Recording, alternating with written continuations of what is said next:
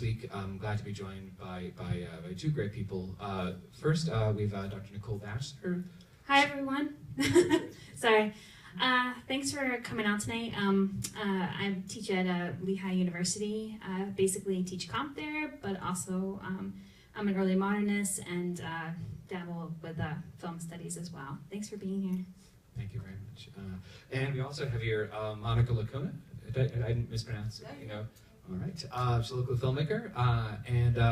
And before we have the feature film, we're going to have a screening of a short film that she directed called Ella. You know.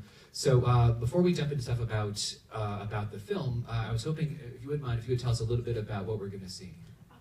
Oh, it's really loud. Sorry. You're going to see, well, it's a short film called Ella. It's about 8 minutes and 12 seconds, if I remember correctly. And it's about, it's a story about two children who meet in a hospital. They're right next to each other in a hospital. And they form a friendship during their time together. And the film is about this friendship and what happens kind of when they have to part ways and both go back to their lives. Very cool, thank you. You know, and so so what we'll do is in a little bit we'll have the screening of Ella. We'll have a trailer for the next in our Real Women film series, Middle of Nowhere, and then we'll go right into the feature presentation. A couple of things. With the talkbacks, what we usually do is we'll bring up a couple of things to ask you to consider as you watch, but we're happy to entertain any kind of like topics, comments, questions that you'd like as well. Nicole, I know if you wouldn't mind, we were talking a bit before a little earlier about it. You know, what are you thinking about? Oh yeah, one question I have is, this is a film that mostly takes place in Japan. Obviously, title lost in translation. Usually, when people kind of films about white people going to foreign places, right? It's usually about them finding themselves in the East in some way, right? Whether it's an Agatha Christie novel and they have a passionate hot love affair despite, right, early 20th century conventions, or whether it's Eat, Pray, Love, right, where she finds out who she kind of is. So usually these kind of travel films are about people who feel lost and they find themselves. So I'm wondering to what extent the film actually kind of offers us that, right? Or do these two fairly attractive white people actually kind of find themselves through each other?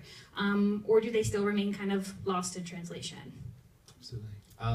For me, I was drawn to this film in the first place, I think, because, you know, like a lot of guys my age, you know, I'm a big nerd for Bill Murray, you know, and older than me and younger than me, or people who just, you know, who love him, you know. So I'm kind of curious, obviously, if you haven't seen the film, how many of you have seen the film before? Okay, so a lot of you for the first time, that's really great. This is a film that you'll probably see relies obviously a fair amount on, I think, on what we think about Bill Murray, what we feel about Bill Murray, and the kind of the Bill Murray persona, you know. And I've heard critics talk about the film as like, this is the one that gets it right, you know, figure out what to do with Bill Murray, you know, or what to do with Bill Murray in a drama, you know. Bill Murray can be funny in a wide variety of movies, you know, and this sort of strikes the balance particularly well, perhaps even more for some critics than even the Wes Anderson movies, you know.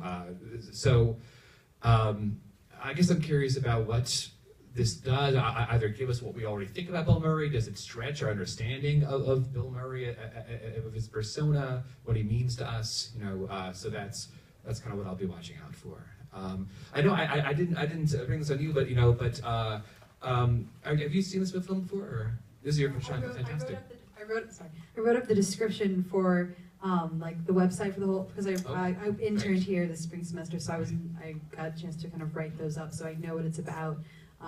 So that kind of being said, I am curious. I'm really curious to see if the Japanese culture becomes a character in the film, because I always love pieces that really embrace the location as a character, sure. and so I'm really curious to see if that's embraced, if they do that with Japan, and kind of to what extent it becomes a character. Very cool. All right. So those are things that Monica, Nicole, and I will be watching out for, and I think we're happy to hear anything you'd like to ask or have to say about the film as well. When the film ends, the credits will start, and we'll just sort of start right in. The lights will come up, cut the sound, and we'll jump right in. So if you have to run, that's okay, but if you're ever hanging around, we'd love to have you. So enjoy the film, and first of all, enjoy Monica's film, and we will see you soon.